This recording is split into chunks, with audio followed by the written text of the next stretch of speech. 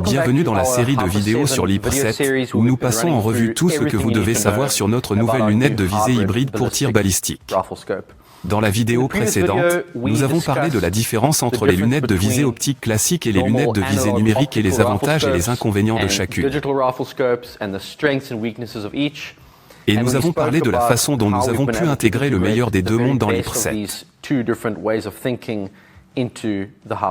Nous avons également vu l'utilisation de base de la lunette, les différents boutons externes et ce qu'ils font, et vous avons vu où tout se trouve avant de sauter dans le grand bain. Aujourd'hui, nous allons nous mettre au travail et prendre le temps d'examiner la configuration initiale. Que devez-vous faire lorsque vous prenez l'Hyper 7 pour la première fois? Nous allons commencer par l'installation de la batterie. Nous avons décidé d'utiliser une pile 3A pour l'Hyper 7, parce qu'elles sont bon marché et qu'elles peuvent être trouvées partout dans le monde. Si vous chassez dans une zone reculée, que vous réalisez que vous avez oublié d'apporter les piles de rechange, ce n'est pas la fin du monde car il y a de fortes chances que n'importe quel magasin au hasard au milieu de nulle part a en stock des AAA.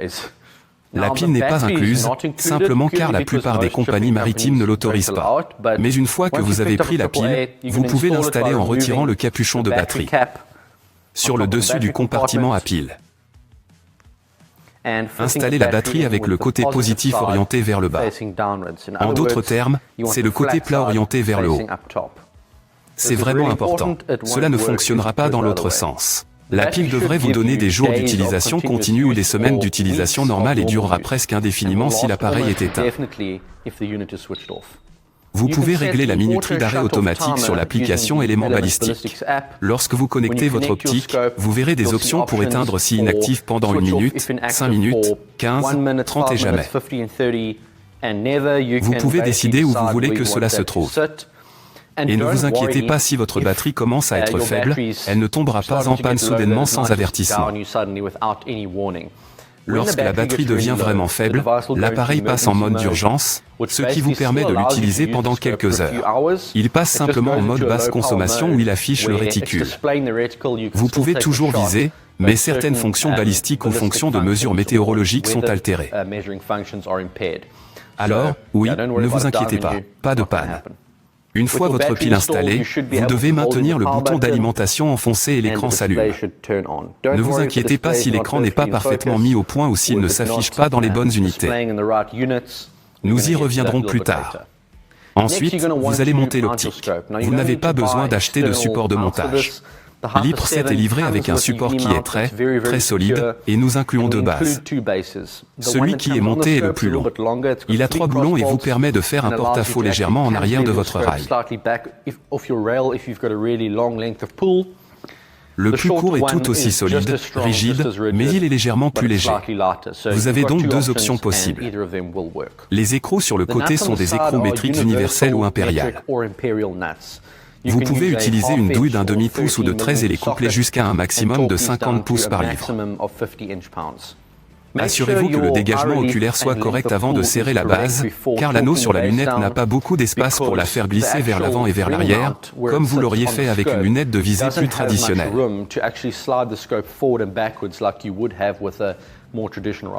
Donc, tout ce réglage avant et arrière doit être fait avec le support lui-même. Maintenant, vous pouvez épauler votre arme, vous mettre à l'aise derrière, puis commencer à ajuster la dioptrie à l'arrière jusqu'à ce que le réticule devienne clair à votre œil. Vous pouvez également décider si vous souhaitez installer l'œillère en caoutchouc et le capuchon de lentille en caoutchouc à l'avant ou pas. Pour les besoins de cette vidéo, nous la laissons de côté. Le support est réglable en inclinaison et marqué avec plus et moins 80 MOA d'inclinaison. Cela deviendra utile lorsqu'il s'agira de mettre à zéro votre arme, vous pouvez réellement l'utiliser pour centrer optiquement l'écran. Car il ne sert à rien de déplacer le réticule trop vers le bord de votre écran avec une perte de qualité optique. Cela peut être particulièrement un problème si vous tirez très loin ou très près. Donc, beaucoup de carabines à air comprimé en font l'expérience si vous êtes à zéro à une distance de 20 à 30 mètres. Votre ligne de visée doit en fait s'incliner à un angle extrême pour trouver votre ligne de trajectoire, et c'est là qu'on rencontre beaucoup de problèmes. Mais ne vous inquiétez pas, nous y reviendrons un peu plus tard. L'Hyper 7 a 4 profils génériques installés d'usine. Il a un profil pour 223 Remington 5.56 pour AR-15. Il a le 308 Winchester avec un type de balle de chasse générique. Il a une carabine longue en 22 et une carabine à air comprimé. Mais évidemment, vous allez vouloir affiner ces profils pour les rendre adaptés à vos armes exactes et vous allez également vouloir définir vos préférences d'unité et d'autres préférences sur la lunette elle-même.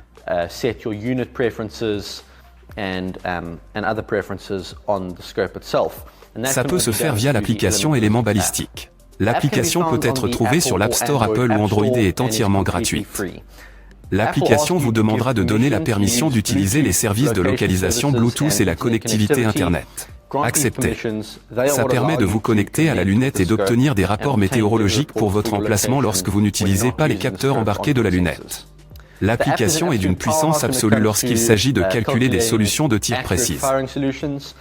Mais n'entrons pas dans les détails de l'application pour le moment. La principale chose que vous devez savoir lors de la configuration est de savoir comment la coupler et comment effectuer une mise à jour si un nouveau firmware est disponible. Lorsque l'application est ouverte et que votre IP est activé, vous devriez voir l'IP apparaître sur l'écran principal de votre application. Lorsque vous cliquez dessus pour la première fois, une demande de couplage est envoyée à la lunette. Vous pouvez ensuite regarder dans votre lunette, vous verrez un nombre à 6 chiffres. Le numéro à 6 chiffres est généré par l'application et vous devez entrer ce numéro à 6 chiffres dans l'application et là le couplage est fait. Vous n'aurez pas à le refaire après. Les appareils sont couplés. Je dois préciser qu'une fois que vous avez créé vos profils balistiques, défini vos préférences d'unité et envoyé ces données à la lunette, vous n'avez pas besoin de garder votre téléphone avec vous pour faire fonctionner la lunette. Vous pouvez le laisser quand vous tirez. La lunette fonctionne entièrement indépendamment de l'application. L'application n'est là que pour rendre le processus d'installation un peu plus facile. Avec votre appareil jumelé, vous verrez un écran de configuration. Si une mise à jour du firmware est disponible, vous devez procéder à la mise à jour. Nous améliorons constamment la façon dont tout fonctionne, donc le firmware mis à jour est toujours une bonne chose. Sur l'écran de configuration, vous verrez le paramètre de délai d'extinction de l'appareil, dont nous venons de parler. Vous verrez également une option pour décider d'où vous voulez que votre lecture d'inclinaison provienne. La lunette a un inclinomètre intégré et je recommande de le laisser simplement sur le réglage de la lunette car l'inclinomètre sur l'IP 7 est très précis. Si toutefois, vous souhaitez une lecture d'inclinaison à partir d'un télémètre Bluetooth externe, par exemple, vous pouvez et la lunette donnera la priorité à la lecture de l'inclinaison de vos appareils Bluetooth par rapport à sa propre lecture. Je suggérerais simplement de laisser cela sur la lunette pour l'instant. Vous pourrez également choisir votre type de réticule. La première option est un réticule de type MRAD ou MOA.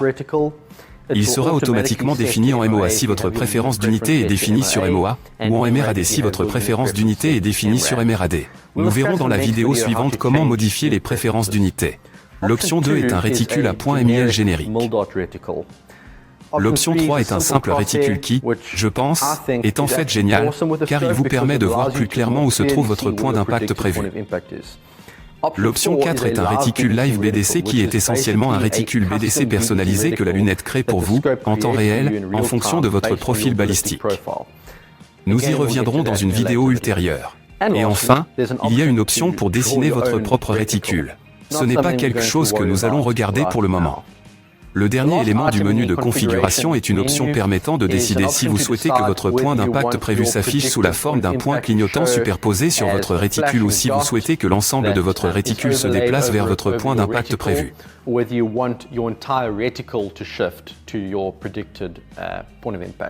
Je dirais que vous allez probablement jouer avec et voir ce que vous préférez. Une fois tout cela fait, appuyez sur déconnecter et voilà, votre configuration initiale est faite. Dans la prochaine vidéo, nous allons examiner l'application Éléments Balistiques plus en détail. Nous allons vous montrer comment définir vos préférences d'unité et nous allons vous montrer comment créer vos profils balistiques personnalisés et les envoyer à la lunette afin de commencer le processus de réglage à zéro sur le terrain. Encore une fois, merci. À la prochaine.